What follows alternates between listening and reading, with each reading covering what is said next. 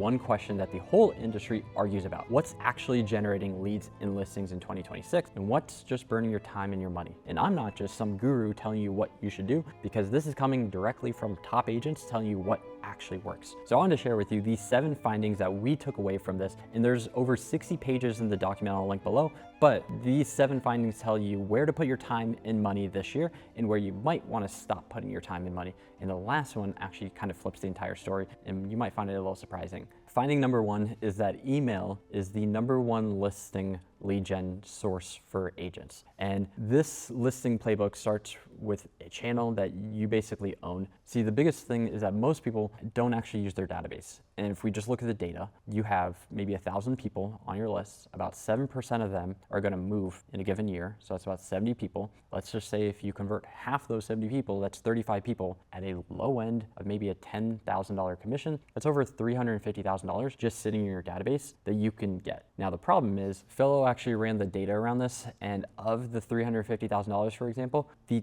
top agents only convert 5% of that. That means they only get 5% of $350,000. So this is a huge opportunity for agents to turn their database into more deals, more listings, and more money and profit. See, email and newsletter database sit at #1 alone besides every other channel because it's the one place that you actually own. Now, Sphere is kind of a channel on its own, so we're not even really putting it on this list. However, a lot of people end up saying it's their best lead source. But number 2 is email, and this sits on its own. So the #1 number that you want to go after is 5,000 contacts in your database. Now, this isn't 5,000 contacts from Facebook lead ads of people who are not high quality. This is how do you grow to 5,000 high quality people in your database? Because the lesson that we saw from all of this data is that the highest ROI from your email list comes closer to the 5,000 contacts. So as you go from 1,000 to 2 to 3 to 5, the ROI gets higher. So that's what you want to chase. Now, the biggest problem that most people have with their email list is starting to put an ROI around it and starting to track it. So the easiest way that we have found is that you look at a few things. One, you look at your email marketing like a strategy, and you look at, okay, if I have a jab, jab, jab, right hook type strategy like Gary Vee talks about, you have a give and you have an ask. The give is usually the newsletter, and the ask is some type of like conversation starter, sales-based emails, and you start to track that. And the give is not necessarily trying to get deals, but the ask is, and that's one of the easiest ways. And then you can start to kind of prospect off your list based off of people who click links. And the other thing is, this is a lot harder, but you can actually look at your year and you can look at how many deals did you get of referrals, repeat business, etc. And how does that trend from year to year? Does that go up? Does it go down? Does it, etc.? And what I've seen from the agents who track that number and they track their average deal per client is they can start to look at trends from their marketing. So the question to ask yourself is, do you have an email marketing strategy? If not, you want to ask yourself, how do I put some type of email play every single week? And you want to create a playbook around that, and that becomes your strategy. So finding number 2 is X lead source or X marketing is dead. What we found is the people who say Zillow is broken, mail is bad, cold calling is terrible, are the people who are not doing it, the people who are not spending money on it. So what we've learned is that when you start to segment the people who filled out the survey by the people who actually spend money or time in these areas, actually say that the leads convert, and they're usually 7 times better than most other leads. What even surprised me looking at a lot of this data is that the people who pay for Zillow said it was 10 times better than all the people who didn't pay for Zillow. The people who pay for something tend to track it, they tend to put effort in it, and they tend to get a return on it. And so that is why a lot of these things like Zillow, cold calling, door knocking, direct mail are not dead, just the same way that email isn't dead. So before you call something dead, you have to ask yourself, are you a customer of it, actively using it, or are you a spectator just saying it's dead? So the next finding is about AI, and it's that we saw that people have adopted AI, but they haven't created real leverage from it. So the question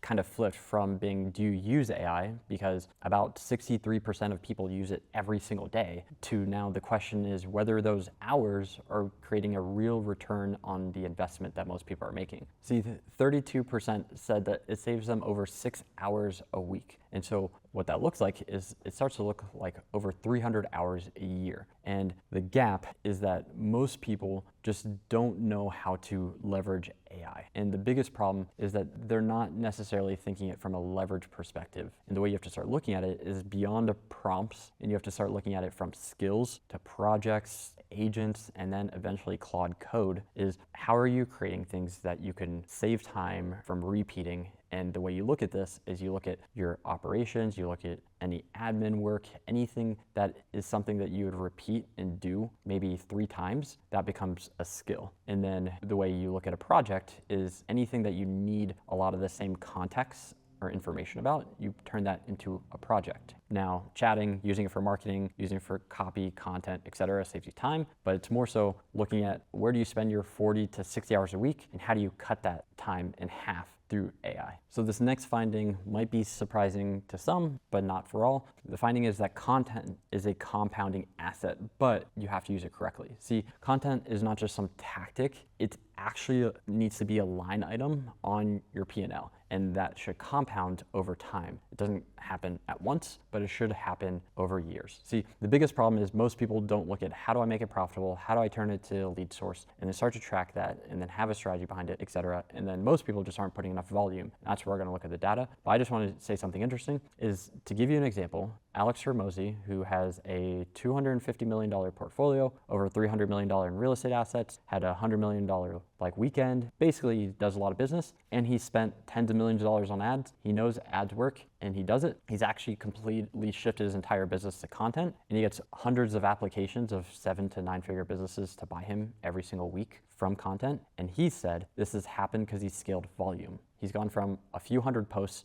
a week to now doing 1,000 posts a week. So he's 2 to 3x his output, and he's actually not scaled his headcount. But the interesting fact is that 30% of his operating expenses for the entire business is through marketing. And most agents don't look at that. Most agents don't know that they should be spending a lot on marketing and media, and over time it should increase, but it should net out a way higher return over time as well. And so the reason this happened is because people say, I've posted for months and I saw nothing. And a third of agents have also said that content hasn't driven any deals yet. So it's not that you're crazy, it's just a lot of times you're early. See, the not yet crowd and the getting a lot of business from social are usually kind of the same person, but they're like 1 to 3 years apart. And so if we look at a lot of the people who have been doing content for 2, 3, 5, 10 years, we work with a lot of the biggest YouTube channels across the country, and it's that they've just been doing it longer, doing it better, and they've looked at it from a lead source. And so some of the data behind this from the survey is that people doing it for 4 years plus, and they're posting at least 15 times a month, say they get a lot of deals. And not just by a little bit, by a lot. 34% versus 3.8%. That is a 9x difference for someone who's posting 15 short form videos a month. And that is kind of the largest number in this entire survey of 463 top agents, where 41% are doing 10 million a year, answered 35 questions. And by the way, if you want to download this report, link is in the description below. And that has over 60 pages completely free. And so the question you have to ask yourself is, 1, have you given content enough time to compound? Or did you quit 4 or 6 months in? And then 2, are you posting enough, or do you need to 2 to 3 to maybe 5x your output, and then give it 12 months plus? This next finding is the zero lead trap, and 82%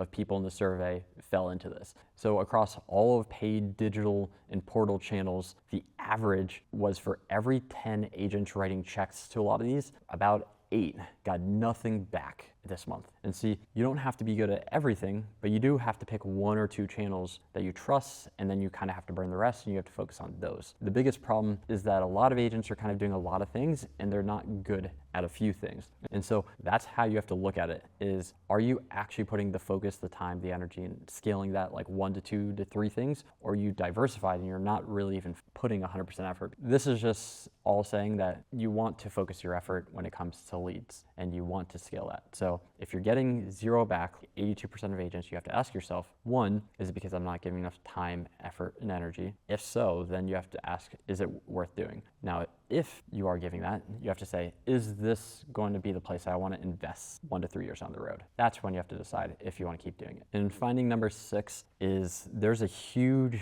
gap of people who want to do YouTube and people who are actually doing YouTube. See, 51% of people plan to invest more in YouTube. And this is the most wanted #1 channel in real estate in 2026. But 45% of them haven't posted a single video in the last several months. And most of them posts below 3 videos a month. And YouTube produces almost nothing as a listing source if you're not posting every single week. Now, if you are posting every single week, it jumps from nearly 1 to 3x. And it's because YouTube isn't just social media, it's intent. People are going on there, searching for certain things, looking for certain things, and scrolling for certain things, and then YouTube gives it even more of that thing as well. And so people find you through the intent of wanting to live or move in an area, and that's why the leads convert at such a high percentage. It's like 7 to 11% on like a low end of YouTube converting to 15 to 35% conversion. And the average internet lead is 1 to 3%.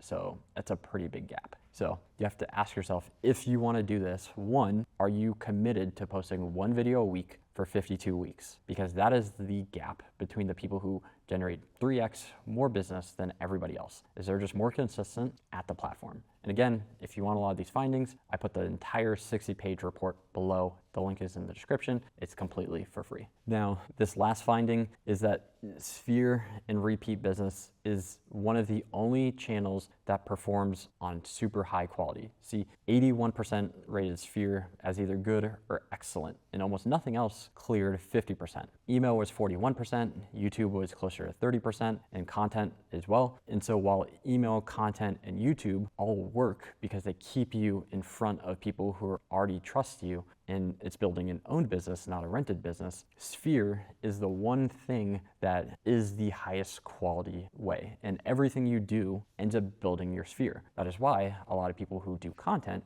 in YouTube end up building a very big Sphere and repeat business. And so that's why you have to look at content and Sphere as compounding together, as well as your email lists. So that's one of the interesting findings. And then the last one that I kind of want to share is that agents are voting with their wallets. If you ever want to look at what people actually care about, look where they spend their time, their calendar, and look where they spend their money, their bank account. And most people are moving away from paid ads, whether it's Portal, Google, Meta ads. And more people are spending more time and more money. They want to invest 61% more into AI and YouTube, whereas they want to spend less on Zillow. So those are where people want to cut. And 463 agents said basically the same thing in 7 different ways. And it's that the things that compound, kind of like an asset in a house, is where they want to invest more. And it's because that stuff builds an enduring, lasting business, not just for years, but for decades. It's a little slower, it's quieter, but it's owned. And so that's why those end up winning. So if you want to see the report, it's 60 pages. I'll just link it in the description below. You can download it completely for free. You can see all of the data, and you can see where you should spend your time, your money, your energy if you want to get more leads and get more listings this year and next. But if you want our team's help to build your brand and grow your business through YouTube and email, I'll put the link in the description below. This year alone, we're tracking over $24 million in closed income for agents. Before you go, though, if you are curious how all of this works and you want to see, okay, should I build my brand? How do I do it? You should watch this video here, because I go into how to do it, why it's important, and what some people say about it, and you might learn something from that.